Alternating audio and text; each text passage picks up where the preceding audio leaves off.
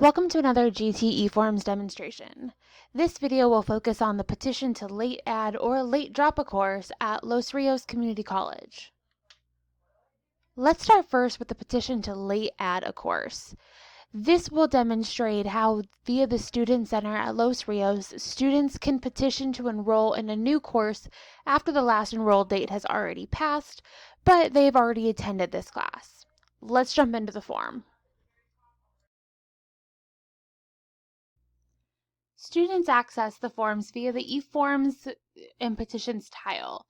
This opens up the landing page where the students can see instructions about how this navigation collection is structured.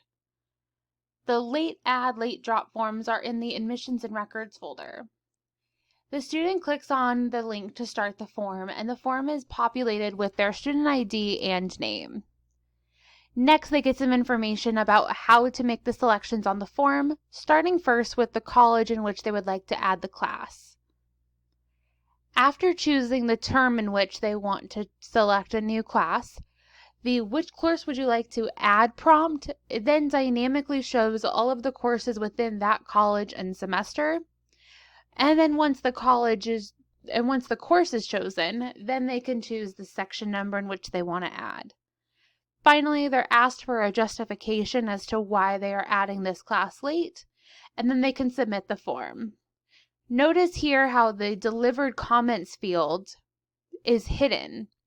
This is because Los Rios wanted to use those as custom fields for sensitive information.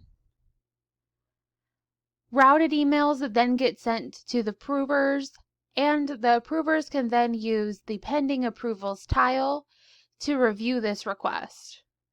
Faculty has a section for them to complete, including giving the area dean for which needs to approve this request, so that way that can be inserted into a step within the workflow.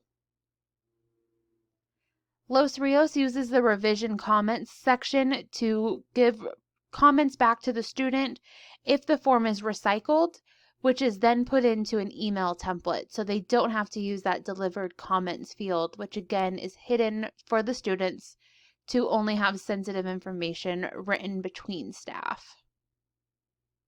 You can see here that the approval path starts with the instructor and then goes to that dean in which was selected on the form.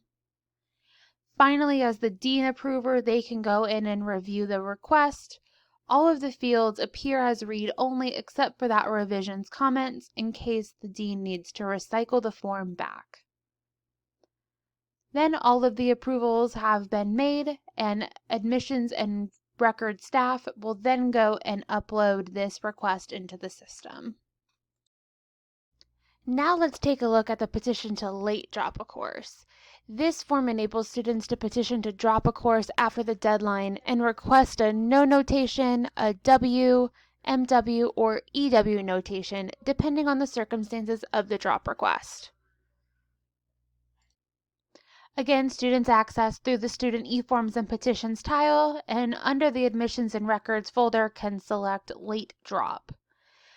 The form layout looks very similar to the add, in which the student first selects the college and the term, and then finally the course, which then further populates the class section number if multiple are available. Next, we populate in the grade of the course, and then the student is given 4 options for their drop actions. Finally, the student is asked to justify their reason for the late drop, and there is an optional file attachment segment if any supporting documentation needs to be submitted with this request. Once the student has filled out all of the information, they can hit submit. And again, on that student view, we are intentionally hiding the workflow visualizer so they can't see who the form is currently pending approvals with.